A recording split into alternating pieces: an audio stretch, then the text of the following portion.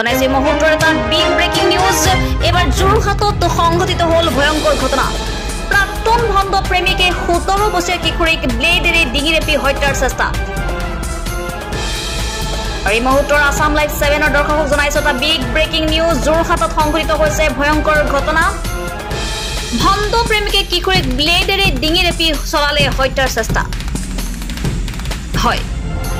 যোৰহাটৰ চিনামৰা আৰক্ষী থানাৰ অন্তৰ্গত ৰজাবাৰীত সংঘটিত হৈছে এক ভয়ংকৰ ঘটনা এগৰাকী 17 বছৰীয়া কিশোৰীক ব্লেডেৰে ডিঙি ৰেপি হত্যাৰ চেষ্টা প্ৰাক্তন ভণ্ড প্ৰেমিকৰ